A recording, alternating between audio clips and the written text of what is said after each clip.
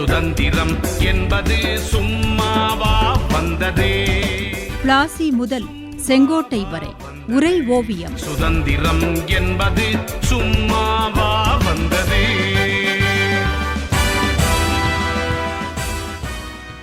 நாடக மேடைகளிலும் ஆன்மீக இலக்கிய மேடைகளிலும் கூட சுதந்திர தாகத்தை அந்த மாவீரர்கள் ஏற்படுத்தி இருக்கிறார்கள் என்பதை பார்க்கும்போது விரைவிலேயே சுதந்திர கொடி பட்டொளி வீசி பறக்கும் என்ற நம்பிக்கை மக்களுக்கு வந்திருக்கும் தானே தாயே? ஆம் மகனே, மக்களின் மனத்தில் ஒற்றுமை எண்ணத்தை ஏற்படுத்தி ஒன்றுபட்டு அந்நியரை எதிர்க்கும் உறுதியை விதைப்பதுதான் அந்த வீர மைந்தர்களின் பெரும் பணியாக இருந்தது. அதனால்தான் கோட்டையில் சுதந்திர கொடியை பறக்கவிட்டு ஒரு வீரன் நம்பிக்கையை கொடுத்தான். அவன் பெயர் பாஷ்யம் எனும் ஆரியா. மதராஸின் ஜார்ஜ் கோட்டையில் இருந்த கொடி கம்பத்தின் உச்சியில் ஒருவரும் அறியாமல் ஏறி பிரிட்டிஷ் கொடியான யூனியன் ஜாக்கை இறக்கிவிட்டு இந்திய தேசிய கொடியை ஏற்றினான். மன்னார்குடிக்கு அருகில் உள்ள சேரங்குளத்தில் 1907 பிறந்தான் பாஷ்யம். 12ஆம் வயதில் பஞ்சாப் ஜலியான்வாலா பாகில் நடந்த படுகொலையை கேட்டு ஆவேசம் கொண்டான். நீடாமங்கலம் சென்று அங்கே காந்தியின் சொற்பொழிவை கேட்டான். அன்றே தேச சேவைக்கு தன்னை அர்ப்பணித்துக் கொண்டான். மன்னார்குடியில் உயர்நிலை பள்ளி படிப்பை முடித்துவிட்டு திருச்சி தேசிய கல்லூரியில் சேர்ந்தான். அங்கே இருந்த தேசபக்தி நூல்களே அவனை அதிகம் ஈர்த்தன. சைமன் கமிஷன் இந்தியா வந்தபோது காங்கிரசார் அதற்கு கருப்பு கொடி காட்டி எதிர்ப்பு தெரிவித்தார்கள். சைமன் கமிஷன் திருச்சிக்கு வந்தபோது பாஷ்யம் தலைமையில் தேசிய கல்லூரி மாணவர்களும் கலந்து கொண்டு எதிர்ப்பு போராட்டம் நடத்தினார்கள். கல்லூரி முதல்வர் சாரநாதன் காட்டிய கருணையால் அவன் இடையூறின்றி படிக்க முடிந்தது. இருந்தாலும் தீவிர போராளிகளின் தொடர்பால் அவனது கவனம் சுதந்திர போராட்டத்தின் பக்கமே திரும்பியது. பின்னாளில் சிதம்பரத்துக்கு வந்த கவர்னரை சுட முயன்று தோல்வியில் திரும்பியது. மதுரையில் வங்கி கொள்ளையில் ஈடுபட முயன்று போலீசில் சித்திரவதைக்கு உள்ளானது என அவனது போராட்ட பயணத்தில் அனுபவங்கள் கிடைத்தன. மதராஸில் கதர் துணி விற்பனை செய்தான். அந்நிய துணி புறக்கணிப்பு பிரச்சாரத்தின் போது கடைக்காரர்கள் அவன் மீது எச்சிலை துப்பி அடித்து விரட்டினார்கள். ஜனவரி 26ஆம் தேதியை நாட்டு மக்கள் சுதந்திர தினமாக அனுசரிக்க வேண்டும் என நேரு கூறியதை ஏற்று பாஷ்யம் ஒரு சாகசத்தை செய்தான். அதுதான் அவன் பெயரை வரலாற்றில் நிலைக்கச் செய்துவிட்டது.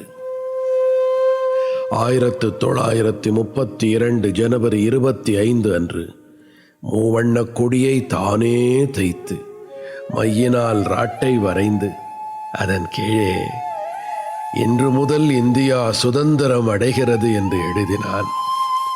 நள்ளிரவில் ஜார்ஜ் கோட்டைக்கு சென்றான். அங்கே 140 அடி உயர கம்பத்தில் ஏறினான். உச்சியில் பறந்து கொண்டிருந்த யூனியன் ஜாக்கை இறக்கிவிட்டு அதில் தேசிய கொடியை ஏற்றிவிட்டு விறுவிறுவென இறங்கினான். எவர் கண்ணிலும் படாமல் தப்பி ஓடினான். மறுநாள் காலைதான் இராணுவ வீரர்களுக்கு தெரிந்தது. ஆனால் கொடியேற்றியது யார் என்று கடைசி வரை அவர்களால் கண்டுபிடிக்கவே முடியவில்லை. மதராஸ் மாகாணத்தையே பரபரப்புக்கு உள்ளாக்கிய செயல் அது. அதை செய்தவனை அன்று மக்கள் வெகுவாக புகழ்ந்து தள்ளினார்கள். 1942 வெள்ளையனே வெளியேறு இயக்கத்தில் தீவிரமாக பங்கு கொண்டான். பாஷ்யம் சிறந்த ஓவியன். ஆர்யா எனும் புனை பெயரில் நிறைய படங்களை வரைந்தான். இதழ்களில் அவை பிரசுரமாயின. மகாகவி சுப்பிரமணிய பாரதியின் படத்தையும் அவன்தான் வரைந்து கொடுத்தான். காந்தி, சுபாஷ் சந்திர போஸ் என தலைவர்களின் படங்களை வரைந்து கொடுத்தான் பாஷ்யம். கோட்டையில் கொடியேற்றி தேசிய கொடிக்கு பாஷ்யம் ஒரு கௌரவத்தை அளித்த 2 வாரங்களுக்கு முன்புதான். அடிபட்டும் மிதிபட்டும் மண்ணில் தாம் விழுந்தும் தான் கையில் பிடித்திருந்த தேசிய கொடி நிலத்தில் வீழாமல் உயரத் தூக்கி பிடித்து கொடிகாத்த குமரன் எனும் பேர் பெற்றான் குமாரசாமி. ஈரோடை அடுத்த சென்னிமலையில் நாச்சிமுத்து முதலியாருக்கும் கருப்பாய் அம்மாளுக்கும் 1904 பிறந்தவன் குமாரசாமி. சென்னிமலையில் தொடக்க கல்வி முடித்து வறுமையின் காரணத்தால் பள்ளிப்பாளையத்தில் தாய்மாமன் வீடு சென்றான். அங்கே குடும்பத் தொழிலான கைத்தறி நெசவில் கவனம் செலுத்தினான். வருடங்கள் கடந்தன.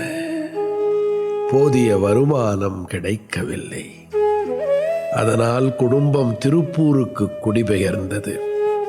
அங்கே தரகு மண்டியில் கணக்கெழுதும் வேலையில் சேர்ந்தான். தன் வேலை நேரம் முடிந்ததும் பொது சேவைகளில் ஈடுபட்டான் குமாரசாமி.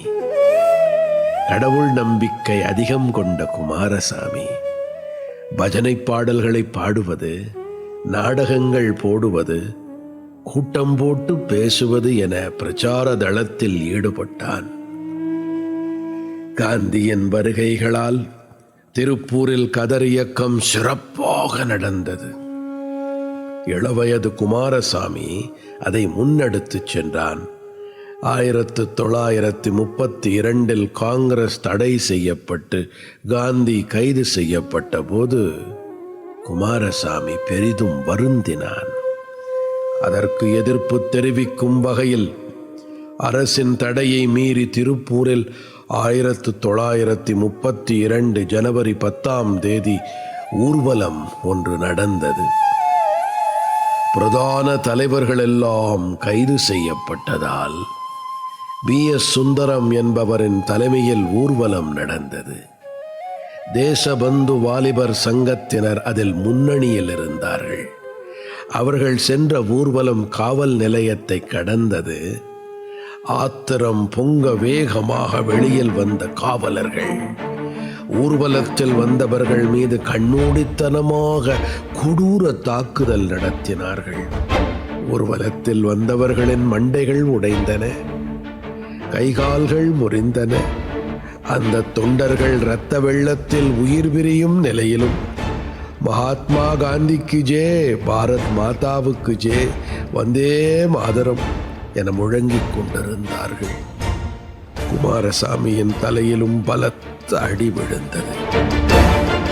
அவன் மண்டை பிளந்து ரத்தம் கொட்டியது. கண்கள் சிறுக நிலத்தில் வீழ்ந்தான் குமாரசாமி. அவன் கைகள் வலுவை இழந்தன.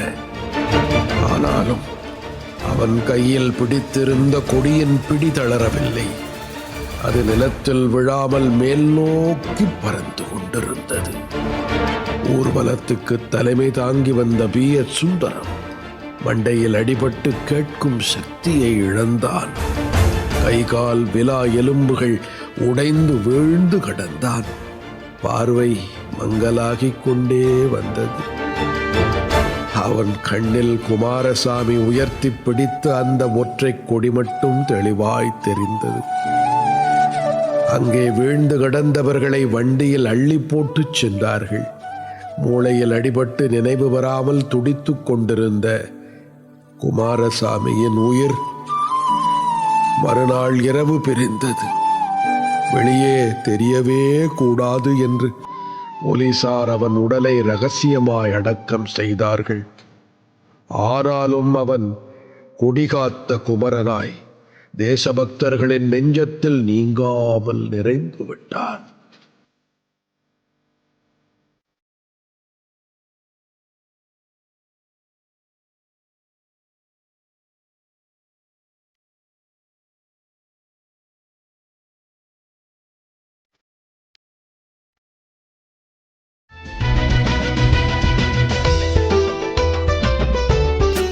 பிளாசி முதல் செங்கோட்டை வரை உரை ஓவியம் கேட்டீர்கள்.